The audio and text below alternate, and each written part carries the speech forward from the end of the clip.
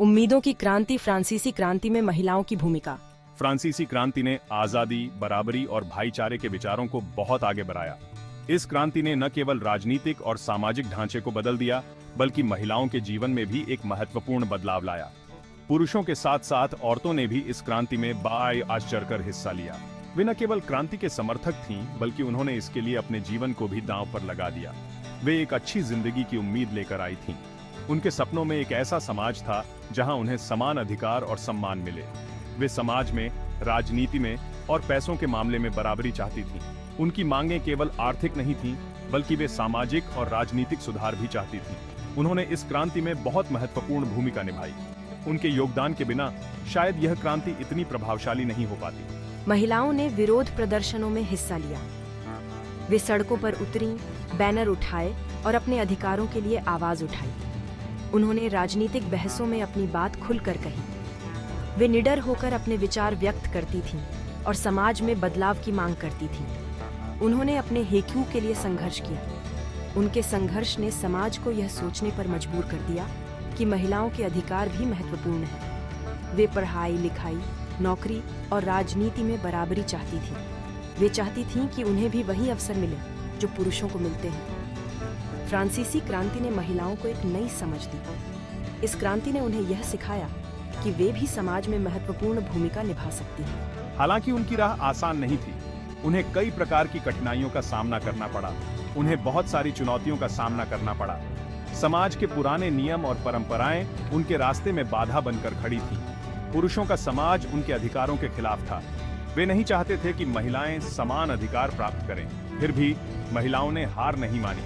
उन्होंने अपने हौसले को बनाए रखा और अपने अधिकारों के लिए लड़ती रही। उन्होंने अपनी लड़ाई जारी रखी। उनकी दृढ़ता और साहस ने उन्हें अंततः सफलता दिलाई और समाज में एक नई दिशा दी। मुश्किलों का सामना, फ्रांसीसी महिलाओं के संघर्ष। फ्रांसीसी क्रांति के दौरान महिलाओं को बहुत सी मुश्किलों का सामना करना पड़ा। उस समय समाज में महिलाओं की स्थिति बहुत ही दयनीय थी। उन्हें हर कदम पर संघर्ष करना पड़ता था। उनके अधिकार बहुत कम थे।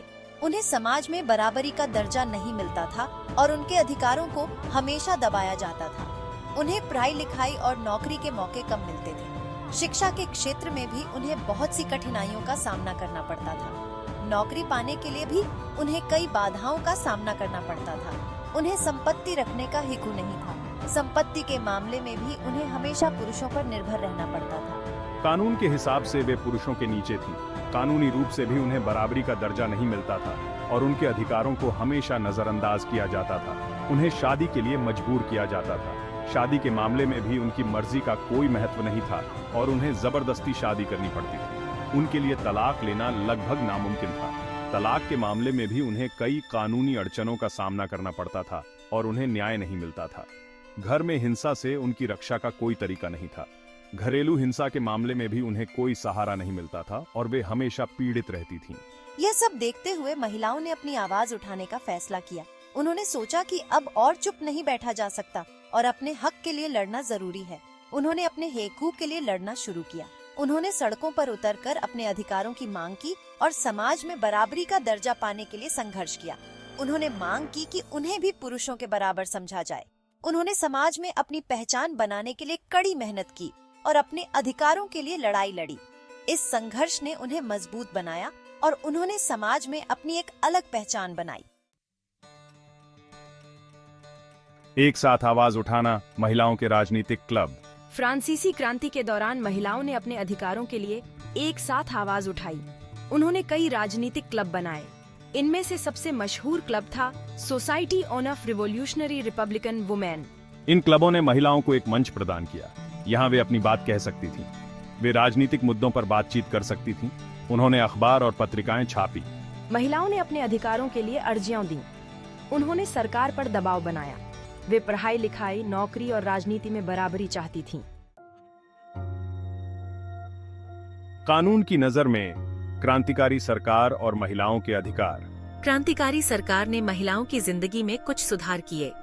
महिलाओं को शिक्षा का अधिकार मिला, जिससे वे अपने जीवन को बेहतर बना सकें। 1792 में तलाक को कानूनी मान्यता दी गई। यह एक महत्वपूर्ण कदम था। क्योंकि इससे महिलाओं को अपने जीवन के बारे में निर्णय लेने की स्वतंत्रता मिली। महिलाओं को संपत्ति का अधिकार मिला। यह अधिकार उन्हें आर्थिक रूप से स्वतंत्र बनाने की दिशा में एक बड़ा कदम था। उन्हें पढ़ाई लिखाई का हीकू भी दिया गया। शिक्षा के माध्यम से महिलाएं अपने अधिकारों के प्रति जागरूक हो सकीं और समाज में अपनी भूमिका को समझ सकीं। हालांकि ये सुधार बहुत कम थे। महिलाओं को अभी भी समाज में समानता नहीं मिली थी। महिलाओं को अभी भी वोट देने का अधिकार नहीं मिला था। वे राजनीतिक निर्णयों में भाग नहीं ले सकती थीं। उन्हें राजनीतिक पदों पर नहीं रखा जा सकता था। ये एक बड़ी बाधा थी क्योंकि इससे महिलाओं की आवाज को दबाया गया। ओलंपे डी गूज जैसी महिलाओं ने महिला और नागरिक अधिकारों की घोषणा लिखकर समानता की मांग की। उन्होंने महिलाओं के अधिकारों के लिए संघर्ष किया और समाज में बदलाव लाने की कोशिश की, लेकिन उनके प्रयासों को उस समय सफलता नहीं मिली। समाज में महिलाओं की स्थिति में सुधार लाने के लिए अभी भी बहुत कुछ किया जाना बाकी था। ओलंपे डी गूज का योगदान महत्वपूर्ण था, लेकिन उनके विचारों को तत्कालीन समाज ने स्वीकार नहीं किया।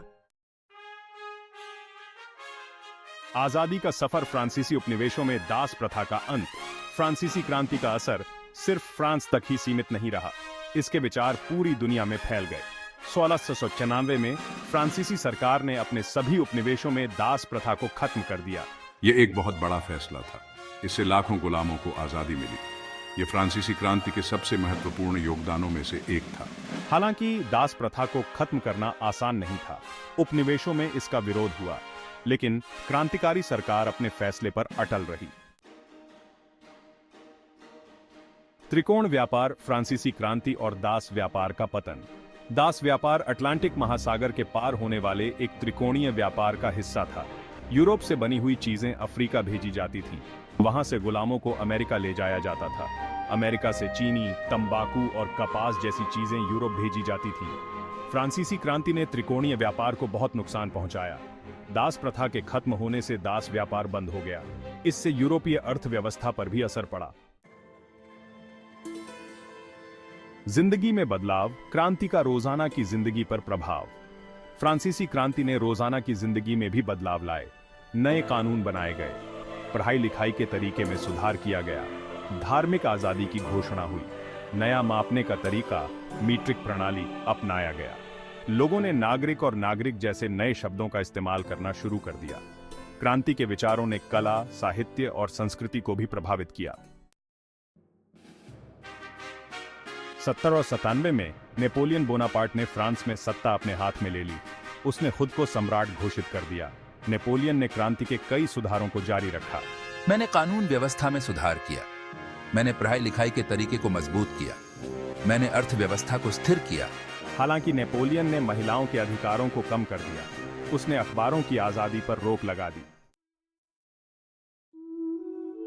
फ्रांसीसी क्रांति ने महिलाओं के लिए बराबरी का रास्ता खोला। क्रांति के बाद महिलाओं ने अपने अधिकारों के लिए लड़ाई जारी रखी। हमें 1945 में वोट देने का अधिकार मिला।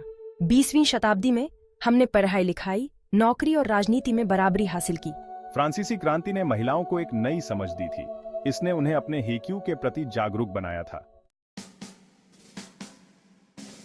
फ्रांसीसी क्रांति के बाद दुनिया भर में दास प्रथा को खत्म करने के लिए आंदोलन तेज हो गए। 19वीं शताब्दी में कई देशों ने दास प्रथा को खत्म कर दिया। दास प्रथा का खात्मा इंसानी अधिकारों की दिशा में एक महत्वपूर्ण कदम था। इसने बराबरी और न्याय के सिद्धांतों को मजबूत किया।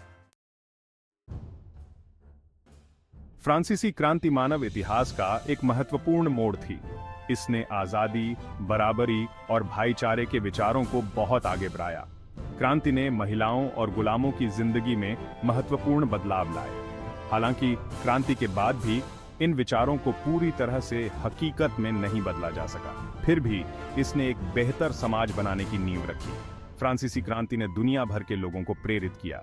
इसने उन्हें अन्याय के खिलाफ लड़ने का साहस प्रदान